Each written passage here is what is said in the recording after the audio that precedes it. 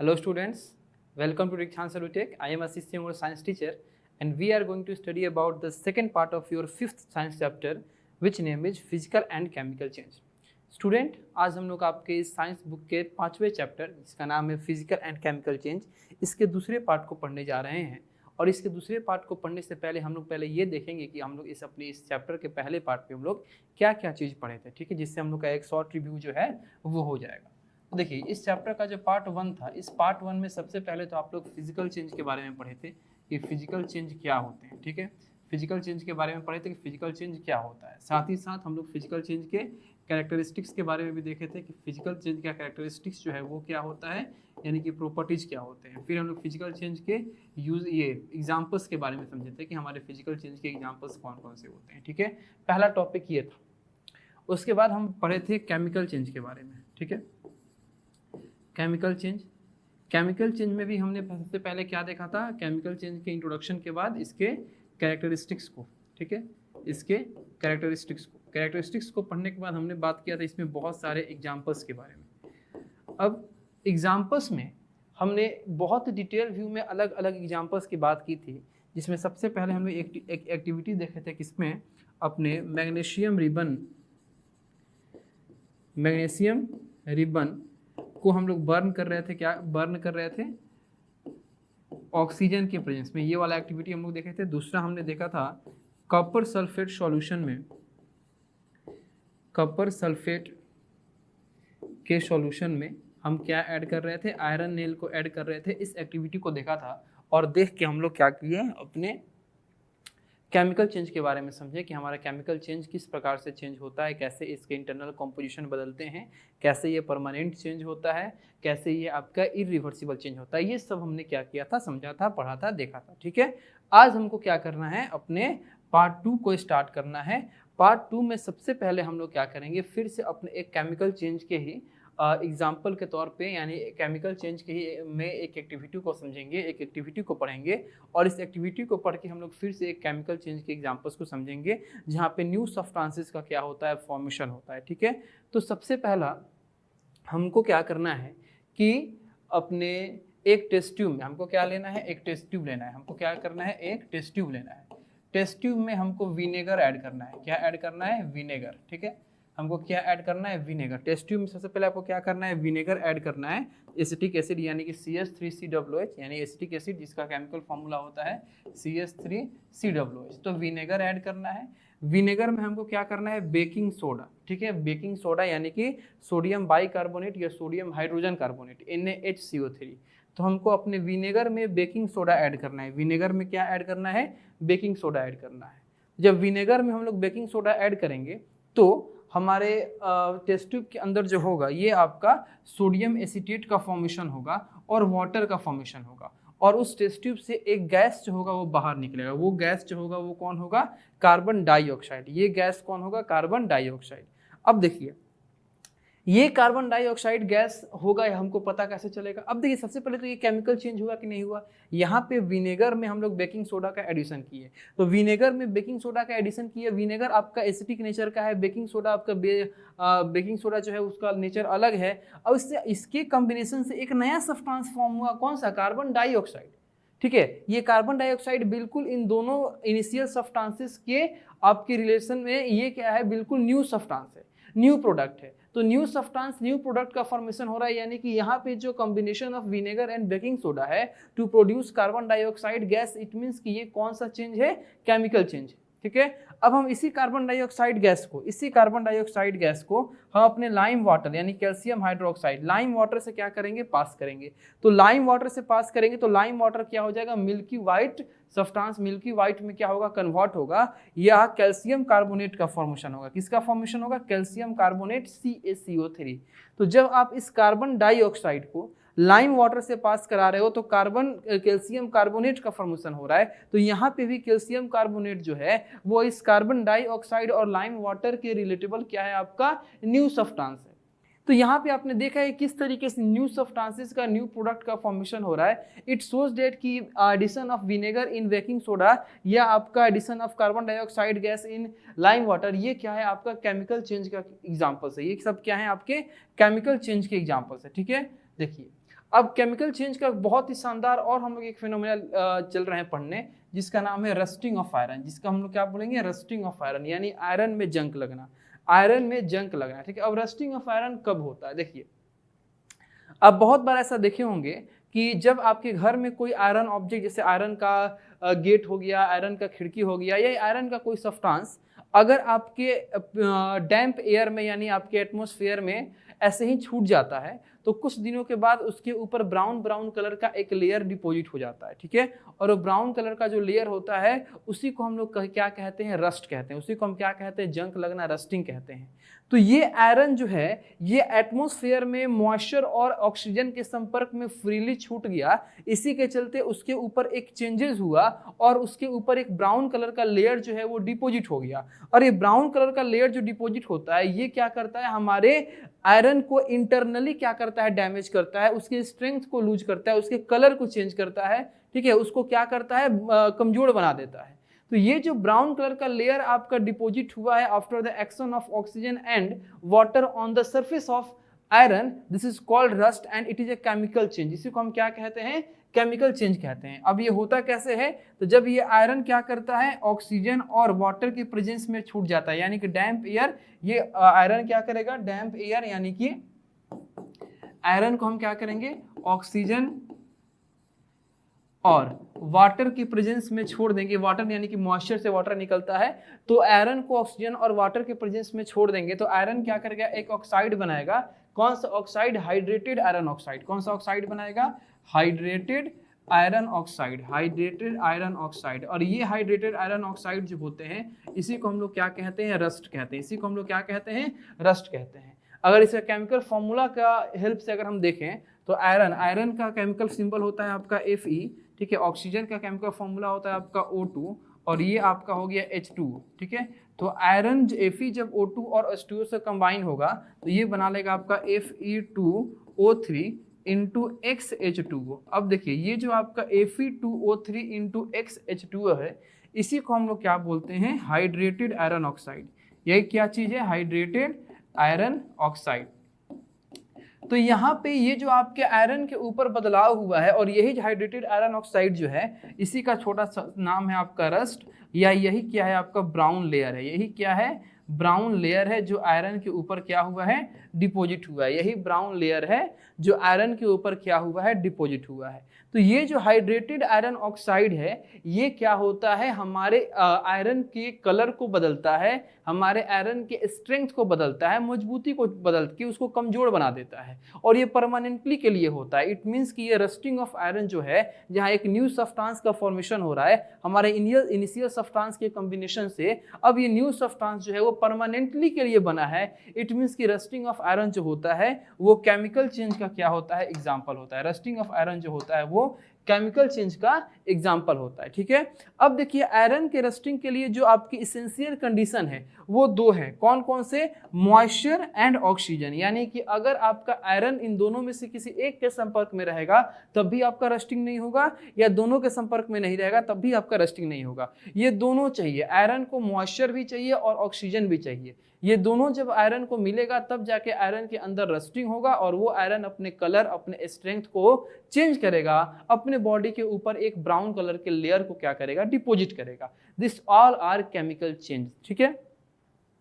अब देखिए एयर और मॉइस्चर जो है ये हमारे आयरन को क्या करते हैं, आयरन के ऊपर आपके रस्ट का फॉर्मेशन करते हैं और ये रस्ट क्या करता है, हमारे आयरन को कमजोर बना देता है और यूजलेस बना देता है। हमारे आयरन को कमजोर बना देता है और यूजलेस बना देता है, ठीक है। अब देखिए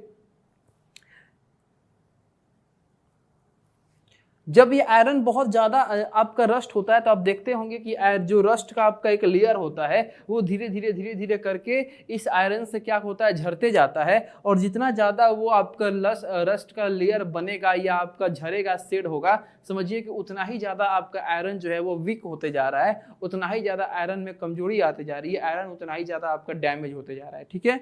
अब रस्टिंग जो है, ये रस्टिंग जो है आपका एक केमिकल चेंज है और साथ ही साथ एक केमिकल चेंज के साथ साथ इरिवर्सिबल प्रोसेस है, ठीक है। केमिकल चेंज के साथ साथ क्या है, इरिवर्सिबल प्रोसेस है, ठीक है। चलिए अब यहाँ पे आपको हम क्या करते हैं, एक एक्टिविटी दिखाते हैं। यहाँ पे आपको हम क्या करेंगे, एक एक्टिविटी दिखाएंगे और एक्टिविटी दिखा के आपको हम ये बताएंगे किस तरीके से हमारा आयरन जो है वो क्या करता है, रस्टिंग होता है। देखिए सबसे पहले हमने क्या किया है कि 3 आपका क्या लिया है, ट्यूब लिया है। ये हो गया ट्यूब ए, ये हो गया ट्यूब ए, ये हो गया आपका ट्यूब बी और ये हो गया ट्यूब सी। ठीक है, 3 ट्यूब है आपके सामने दिख रहा है, 3 ट्यूब। तीनों ट्यूब में हम क्या किए हैं, अलग अलग तरह के कंपोनेंट का इस्तेमाल किए हैं। पहले ट्यूब में हम क्या रखे हैं, कैल्शियम क्लोराइड, ठीक है, यानी एनहाइड्रस कैल्शियम क्लोराइड। ये लिक्विड के फॉर्म में आता है, सॉल्यूशन के फॉर्म में है। एनहाइड्रस कैल्शियम क्लोराइड को रखे हैं, ठीक है, और क्या किए हैं, एक रबर कॉर्क से इसके माउथ को बंद कर दिए हैं। दूसरे ट्यूब में हम क्या रखे हैं, वाटर और ऑयल का मिक्सचर रखे हैं। ठीक है, ये आपका बॉइल्ड वाटर है, ये आपका क्या है, बॉइल्ड वाटर है। और इस हमारे वाटर के अंदर कोई गैस आपका इंटर ना कर जाए, इसलिए इसके ऊपर हम क्या किए हैं, ऑयल डाल दिए हैं। ऑयल क्या करेगा, हमारे वाटर को ऊपर के कंटेक्ट से तोड़ के रखेगा, या ऊपर का कोई भी एयर जो है, ऊपर का कोई भी गैस जो है, ये इस वाटर के कांटेक्ट में नहीं जाएगा। ठीक है, और तीसरे में हम क्या किए हैं, ओनली वाटर रखे हैं, अब सिर्फ वाटर रखे हैं। अब हम क्या कर रहे हैं कि तीनों के कॉर्क को खोल रहे हैं, तीनों के माउथ को खोल रहे हैं, और तीनों में हम इक्वल शेप साइज लेंथ के क्या कर रहे हैं, एक आयरन नेल डाल दे रहे हैं। तीनों में एक एक आयरन नेल डाल दे रहे हैं। डालने के बाद हम कुछ देर के लिए छोड़ दे रहे हैं। छोड़ने के बाद हम पाएंगे क्या कि ट्यूब बी और ट्यूब सी, इन दोनों में जो आयरन नेल हमने डाला था, इस पे किसी प्रकार का कोई चेंज नहीं हुआ। लेकिन जो ट्यूब एक में हम लोग आयरन नेल डाले थे, उसमें आपका क्या हुआ, ये ब्राउन कलर का लेयर जो है, यानी रस्टिंग जो है वो आकर डिपॉजिट हुआ है। रस्ट जो है उसका फॉर्मेशन हुआ है हमारे ट्यूब ए वाले इस आयरन नेल में।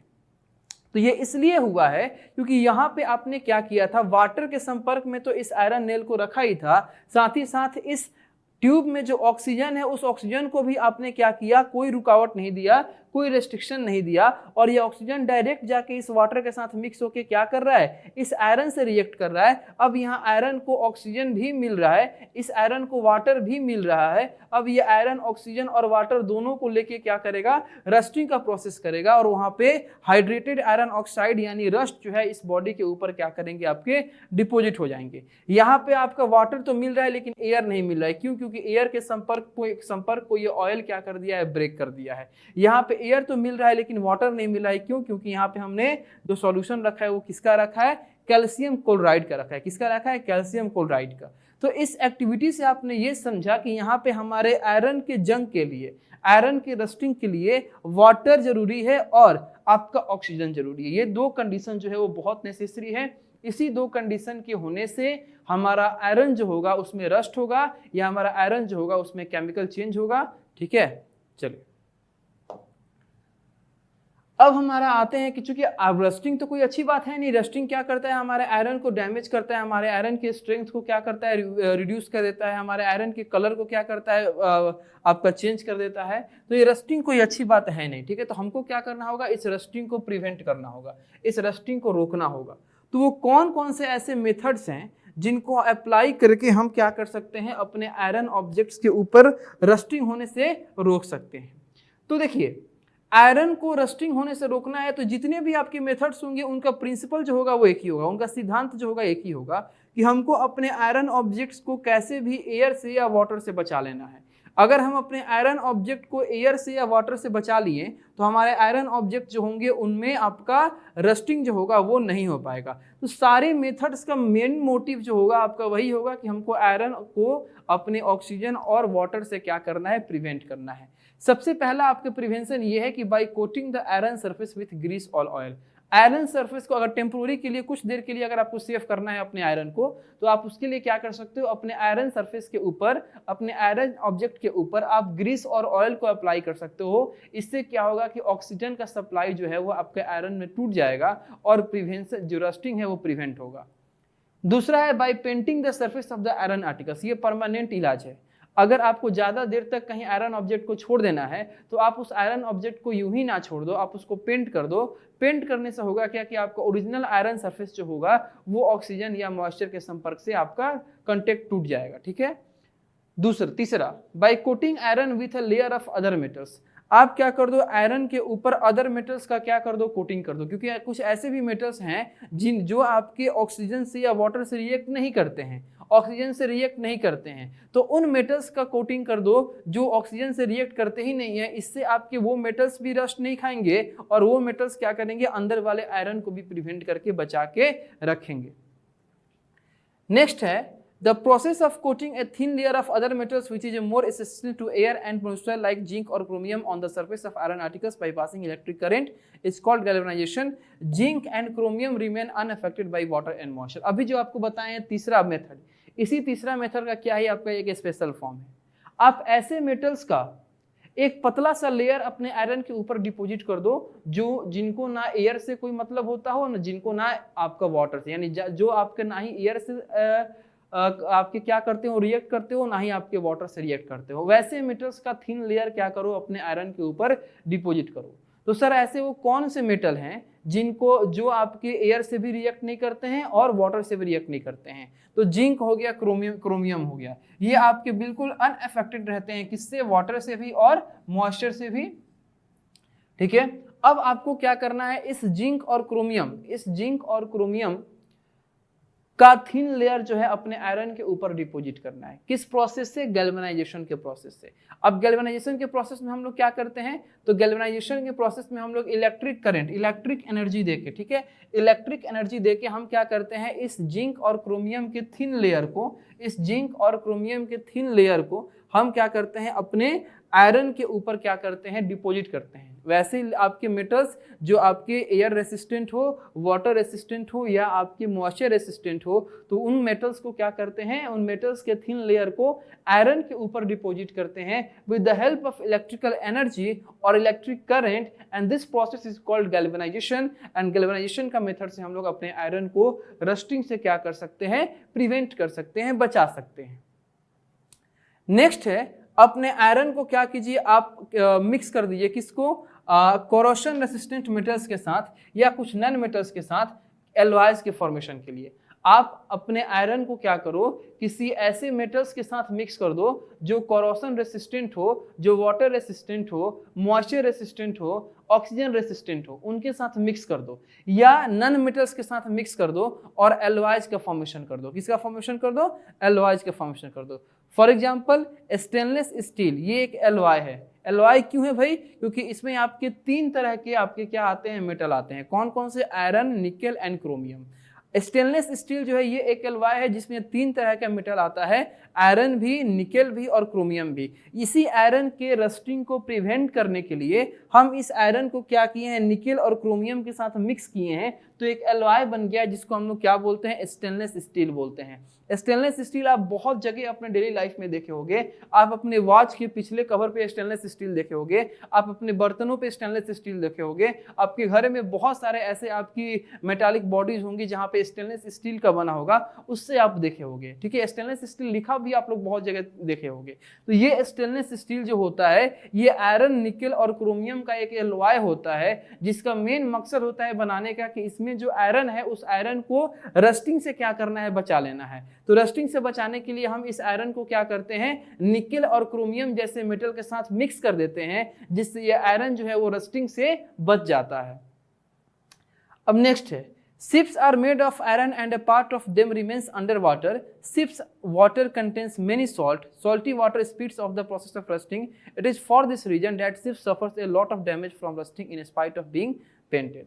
जो हमारे शिप होते हैं वो तो शिप का पूरा बॉडी आयरन से मिलकर बना होता है, तो आयरन से मिलकर बना होता है, तो जितना पार्ट हमारे शिप का पानी के अंदर डूबा हुआ रहता है उतने पार्ट को पेंट जरूर किया जाता है। वो पार्ट हमेशा पेंट होता है। पेंट इसलिए होता है क्योंकि हमारा जो आयरन पार्ट नीचे पानी में डूबा हुआ है वो सैलिन वाटर के संपर्क में है। सैलिन वाटर यानी कि सॉल्ट कंटेनिंग वाटर के संपर्क में है, और सैलिन वाटर जो होते हैं वो हमारे रस्टिंग को और ज़्यादा क्या करते हैं, बूस्टअप करते हैं, और ज़्यादा आपके इंक्रीज कर देते हैं, और ज़्यादा क्या करते हैं, आपके उस रस्टिंग को बढ़ा देते हैं। ठीक है, स्पीड कर देते हैं रस्टिंग को।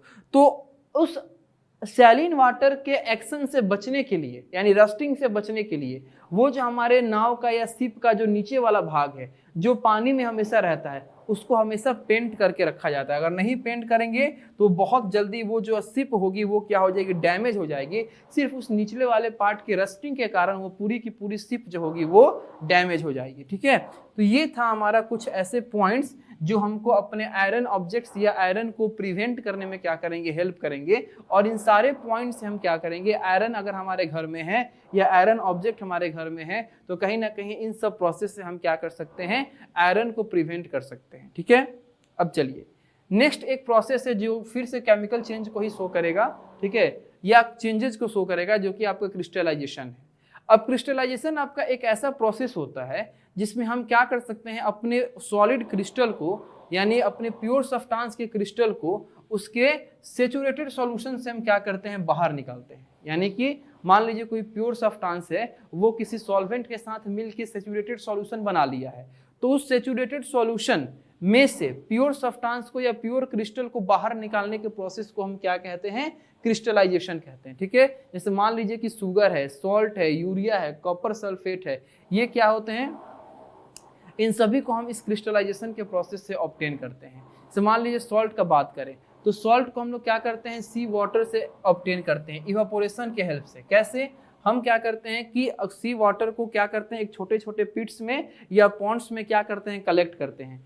कलेक्ट करने के बाद उसको हम लोग 20 दिन, 10 दिन, 30 दिन, ठीक है, वाटर के क्वांटिटी के अनुसार ऐसे ही छोड़ देते हैं। छोड़ते हैं तो धीरे धीरे धीरे धीरे सनलाइट से ये वाटर क्या करता है, आपका इवेपोरेट कर जाता है, और नीचे जो है वो आपका जो सॉलिड क्रिस्टल है सॉल्ट का, आप देख सकते हैं जो सॉलिड क्रिस्टल है सॉल्ट का, उस सॉलिड क्रिस्टल को नीचे जो है वो क्या करता है, छोड़ देता है। इस तरीके से हमने क्या किया, ये जो क्रिस्टलाइजेशन है, ये आपका ये जो क्रिस्टलाइजेशन है, इसको हमने क्या किया, अपने प्योर क्रिस्टल को ऑब्टेन करने में हेल्प लिया। ये जो क्रिस्टलाइजेशन का प्रोसेस है ये बिल्कुल फिजिकल चेंज होगा, केमिकल चेंज नहीं होगा। केमिकल चेंज नहीं होगा, केमिकल चेंज इसलिए नहीं होगा क्योंकि ये परमानेंट नहीं है। एक बार अगर प्योर सब्सटेंस के क्रिस्टल अगर सॉल्यूशन बन रहे हैं तो दोबारा उस सॉल्यूशन से हम लोग उसको क्या कर रहे हैं, फाइंड भी, निकाल भी ले रहे हैं। ठीक है, ऑब्टेन कर ले रहे हैं प्योर क्रिस्टल को।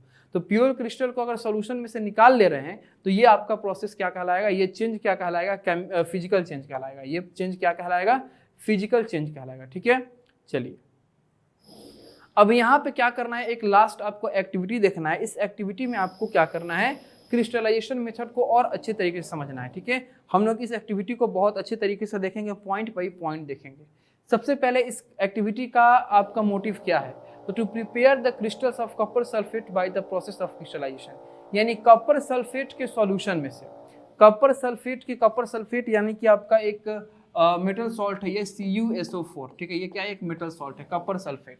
तो कॉपर सल्फेट के सॉल्यूशन में से कॉपर सल्फेट के क्रिस्टल को इस क्रिस्टलाइजेशन के प्रोसेस से बाहर निकालना, यही इस एक्टिविटी में हम लोग क्या करेंगे, देखेंगे। तो देखिए आपको क्या करना है कि take about 100 ml of water in a beaker and add 3 to 4 drops of dilute sulphuric acid to it. आपको क्या करना है कि एक बीकर में 100 ml पानी लेना है। क्या लेना है, 100 ml पानी लेना है। ठीक है, आप बीकर देख रहे होंगे, आपको 100 ml पानी लेना है। उसमें आपको 3 से 4 बूंद डाइल्यूट सल्फ्यूरिक एसिड यानी कि dilute H2SO4, dilute sulphuric acid यानी डाइल्यूट H2SO4 का आपको 3 से 4 बूंद ड्रॉप आपको क्या करना है, डाल देना है। ठीक है, when heat the solution over a burner, when it starts boiling add a small amount of copper sulphate powder to it and stir continuously till it's dissolve. आपको क्या करना है कि अब उस सॉल्यूशन को, यानी कि जब आप उसमें एसिड डाले और वाटर जो पहले से था ही, वो जो सॉल्यूशन बना उसको हीट कीजिए। ठीक है, अब जब वो बॉयल होना स्टार्ट कर दे, जब वो सॉल्यूशन बॉयल होना स्टार्ट कर दे तो आप उस सॉल्यूशन में क्या करो, थोड़ा सा आप कॉपर सल्फेट का आप पाउडर को डालो। ठीक है, कॉपर सल्फेट के पाउडर को डालो और उसको स्टीर करो, उसको चलाते रहो, तब तक चलाते रहो जब तक आपका वो कॉपर सल्फेट का जो पाउडर है वो कंटिन्यूसली जो है वो आपका जो कंप्लीट रूप से क्या हो जाए, डिसॉल्व ना हो जाए, तब तक आपको क्या करते रहना है, चलाते रहना है। ठीक है, next, repeat this process until no more copper sulphate is dissolve. अब क्या करो, चलाना है और फिर से आपको कॉपर सल्फेट का पाउडर डालना है। तब तक आपको कॉपर सल्फेट का पाउडर डालते रहना है जब तक वो कॉपर सल्फेट पूरी तरीके से अब जगह ही ना बचे, यानी कॉपर सल्फेट अपने लास्ट अमाउंट तक क्या हो जाए, डिसॉल्व हो जाए। यानी अब आपका कॉपर सल्फेट डिजोल्व ना हो, ठीक है। इतना ज़्यादा आपने कॉपर सल्फेट डाल दिया कि जो हमारे सॉल्यूशन के एम्प्टी आपके स्पेस थे पार्टिकल्स के बीच में वो टोटल भर गए। जब आपका कॉपर सल्फेट डिजोल्व ना हो तब क्या करना है, आपको रुक जाना है, तब क्या करना है, आपको रुक जाना है, ठीक है। चलिए उसके बाद क्या करना है, filter the hot solution and leave it undisturbed for 24 hours. अब क्या करना है, जब आपका कॉपर सल्फेट सॉल्यूशन डिजोल्व होना बंद हो गया, यानी कि जब वो सॉल्यूशन क्या बन गया, सेचुरेटेड बन गया, तो जब वो सॉल्यूशन सेचुरेटेड बन गया तब आपको क्या करना है कि फिल्टर कर लेना है उस हॉट सॉल्यूशन को और बिना डिस्टर्ब किए हुए उसको 24 घंटे के लिए छोड़ देना है। बिना डिस्टर्ब किए हुए उसको 24 घंटे के लिए क्या कर देना है, छोड़ देना है। You will observe clear blue crystals of copper sulfate at the bottom of this beaker. Thus, crystals of copper sulfate are formed by the process of crystallization. 24 घंटे के बाद जब आप ऑब्जॉर्व करोगे तो आप ये देखोगे कि ब्लू कलर का कॉपर सल्फेट का क्रिस्टल जो है वो उस बीकर में, ब्लू कलर का कॉपर सल्फेट का क्रिस्टल जो है वो उस बीकर में क्या हुआ, आपका बीकर के बेस पे क्या हुआ है, डिपोजिट हो गया है। अब उस कॉपर सल्फेट के क्रिस्टल को आप क्या कर सकते हो, बाहर निकाल सकते हो और इस तरीके से प्योर क्रिस्टल को आपने क्या किया, ऑब्टेन कर लिया, ठीक है। तो ये क्रिस्टलाइजेशन का प्रोसेस था। क्रिस्टलाइजेशन के प्रोसेस में बेसिकली हम क्या किए हैं, अपने प्योर क्रिस्टल या प्योर सब्सटेंस के क्रिस्टल को उसके सेचुरेटेड सॉल्यूशन में से क्या करते हैं, बाहर निकाल लेते हैं, ठीक है। तो ये होता है क्रिस्टलाइजेशन। क्रिस्टलाइजेशन जो होता है वो आपका फिजिकल चेंज होता है। क्यों? क्योंकि एक बार अगर आप किसी प्योर सब्सटेंस के क्रिस्टल को डिसॉल्व करके सॉल्यूशन बना रहे हो तो फिर दोबारा आप उस सॉल्यूशन में से उस प्योर सब्सटेंस के क्रिस्टल को निकाल भी ले रहे हो, तो आप अपने पहले वाले फॉर्म को रीगेन कर ले रहे हो। तो रीगेन कर रहे हो इट मीन्स कि ये कौन सा आपका चेंज होगा, ये फिजिकल चेंज होगा और ये प्रोसेस कौन सा होगा, तो रिवर्सिबल प्रोसेस होगा, ठीक है। तो यहाँ पे आपका जो चैप्टर है उसका द एंड होता है। अब रह गया इस चैप्टर के question answer, word meaning, notes, MCQ, जो भी इसके आपके क्या है एक्टिविटीज़ हैं, सारे काम हम लोग अपने इस चैप्टर के स्टडी मटेरियल में देखेंगे। स्टडी मटेरियल में आपको क्वेश्चन आंसर से लेके सारे जो आपके काम होंगे वो सब आपको स्टडी मटेरियल में दे दिए जाएंगे, ठीक है। तो मिलते हैं आपसे हम लोग अपने इस साइंस बुक के अगले चैप्टर के अगले पार्ट में। तब तक के लिए थैंक यू सो मच और मन लगा के पढ़ाई करिए।